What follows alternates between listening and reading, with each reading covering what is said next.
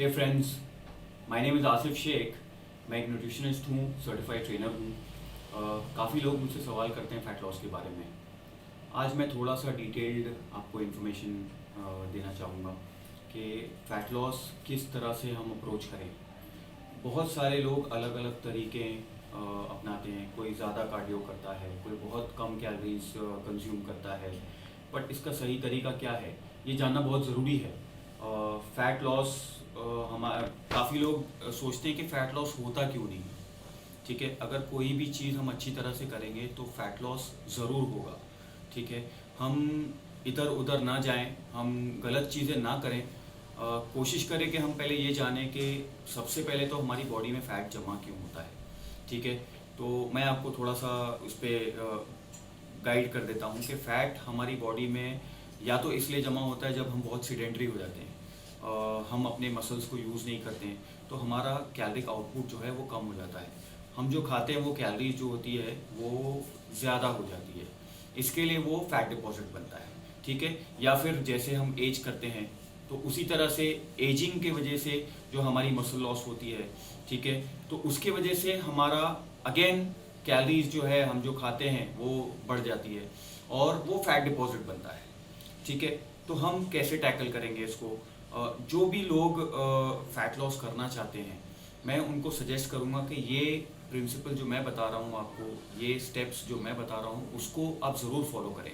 उसको फॉलो करोगे तो आपको फैट लॉस ज़रूर होगा। अच्छा, इसमें सबसे इम्पॉर्टेंट चीज़ जो हमको टारगेट करनी है वो हमारा मेटाबॉलिज्म है। मेटाबॉलिज्म किसको कहते हैं? मेटाबॉलिज्म उसको कहते हैं कि आप जो दिन भर में कैलोरीज कंज्यूम कर रहे हो, ठीक है, वो कैलोरीज आप कंज्यूम करने के बाद आपकी कैलोरीज कितनी बर्न हो रही है पूरे दिन में, अच्छा, उसको मेटाबॉलिज्म बोलते हैं। अच्छा, जैसे हमारी मसल लॉस होती है तो वो हमारा मेटाबॉलिज्म ड्रॉप होता है। तो मेटाबॉलिज्म अपलिफ्ट कैसे करें हम? तो मेटाबॉलिज्म अपलिफ्ट करने के लिए सबसे इम्पोर्टेंट चीज़ है कि हमारे बॉडी में जो हमारी कैलोरीज को जो स्टोर करते हैं, जो एनर्जी को स्टोर करते हैं, वो मसल्स होते हैं।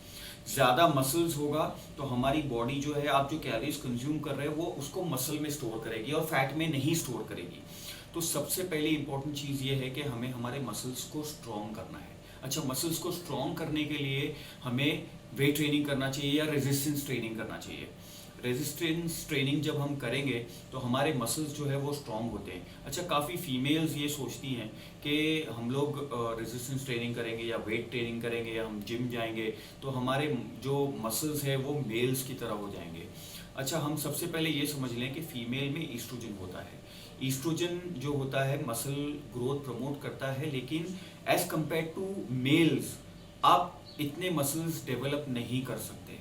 ठीक है, तो अब अगर चाहोगे भी आप कि आप अपने मसल्स को डेवलप करें और मेल्स की तरह मसल्स आपके बनाएं, तो वो पॉसिबल नहीं है, ह्यूमनली पॉसिबल नहीं है। आपको मतलब वो लेवल पे आप नहीं जा सकते हो। तो आपको इसकी फिक्र करने की ज़रूरत नहीं है कि हमारे जो मसल्स है वो मेल्स लोगों की तरह ग्रो हो जाएंगे और हम मैनली दिखने लगेंगे। ठीक है, तो सबसे पहले इंपॉर्टेंट चीज़ ये है कि हम वेट ट्रेनिंग करें। अच्छा, वेट ट्रेनिंग हम कितने हफ्ते में कितने दिन करें? तो 3 से 4 दिन अगर आप मिनिमम वेट ट्रेनिंग करोगे तो वो आपके मसल्स के लिए बहुत एप्ट है, बहुत बेनिफिशियल है, आपके मेटाबॉलिज्म के लिए बहुत बेनिफिशियल है।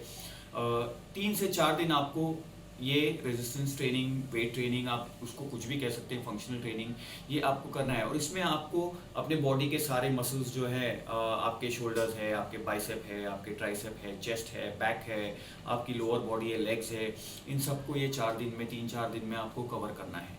जब आप ये वेट ट्रेनिंग अच्छे से करोगे तो आपके जो है ये मसल्स जो है स्ट्रॉन्ग रहेंगे, और मसल्स जो है बोन्स को भी स्ट्रॉन्ग रखते हैं, जॉइंट्स को स्ट्रॉन्ग रखते हैं। तो इससे ओवरऑल आपका ये जो आउटर अपीयरेंस है, आपके जो मसल्स है वो स्ट्रॉन्ग होते हैं। अच्छा, कार्डियो का भी इसमें रोल है फैट लॉस में। बहुत लोग समझते हैं कि सिर्फ कार्डियो करने से फैट लॉस होता है।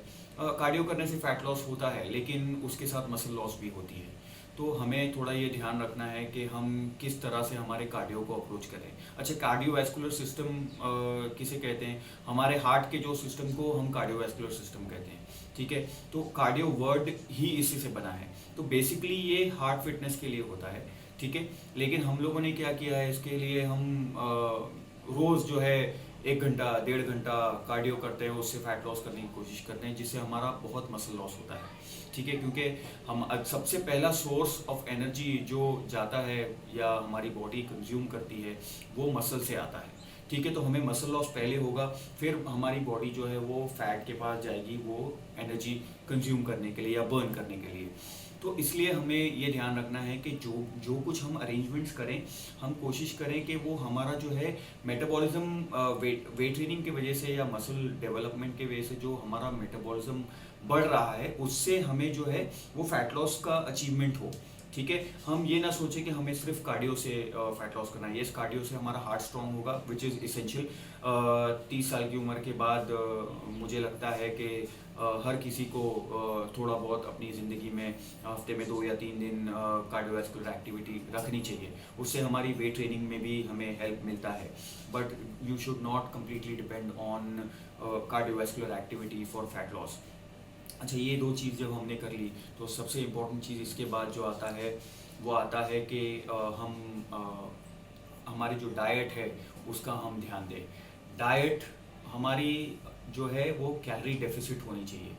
कैलोरी डेफिसिट डाइट जो है इसका मतलब ये होता है कि हर इंसान का एक बर्निंग रेट होता है, समझे, वो दिन भर में उसकी कितनी कैलोरीज बर्न हो रही है, समझे, वो उसकी एज से पता चलता है, उसकी हाइट से पता चलता है। तो ही और she has to identify that, उसको मेंटेनेंस कैलोरीज कहते हैं।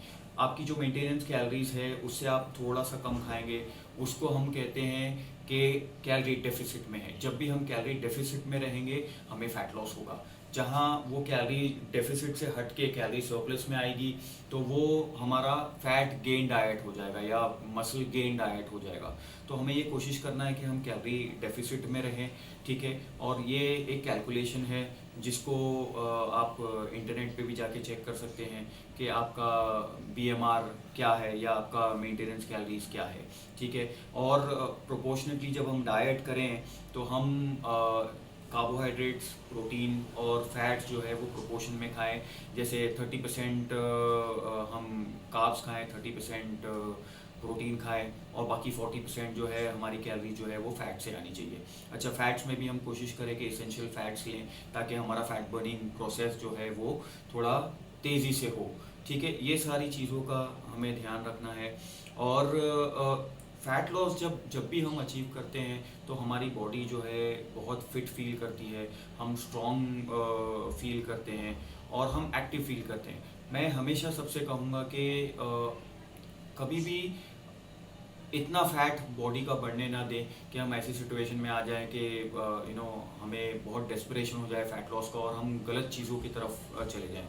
तो जब भी हमको ऐसा लगे कि थोड़ा फैट गेन हो रहा है, हम थोड़ा प्रोएक्टिव हो जाएं और हमारी लाइफस्टाइल को चेंज करें, थोड़ा सा जिम जाएं, कार्डियोवैस्कुलर एक्टिविटी पे ध्यान दें, डाइट पे ध्यान दें और इस तरह से फिट रहने की कोशिश करें। क्योंकि आप अगर फिट रहोगे तो ये चीज़ जो है ना आप अपने बच्चों में भी आप मतलब डाल सकते हो, उनको भी आप मोटिवेट कर सकते हो कि आप भी जिम जाओ, आप भी कार्डियोवैस्कुलर एक्टिविटी करो, आप भी डाइट का ध्यान दो। क्योंकि इवेंचुअली आप देखिए ये जो सारी फैट से जो बीमारियां होती हैं, जिसको हम फैट रिलेटेड इश्यूज कहते हैं, ओबेसिटी की वजह से जो बीमारियां होती हैं उससे बहुत प्रॉब्लम्स होती हैं लोगों को। डायबिटीज़ होता है, ब्लड प्रेशर होता है या हार्ट ट्रबल होता है। तो इन सब से हमें बचना है, हेल्दी रहना है, फिट रहना है। ठीक है, आपकी अगर कोई क्वेरीज है तो आप मुझे नीचे डायरेक्ट मैसेज में आप मुझे मैसेज कर सकते हैं। मुझे जब वक्त मिलेगा तो मैं उसका ज़रूर जवाब दूंगा। मैं फिर आपको बताऊंगा कि मेरा नाम है आसिफ शेख, मैं एक न्यूट्रिशनिस्ट भी हूँ, सर्टिफाइड ट्रेनर भी हूँ, and I am signing off. Thank you very much.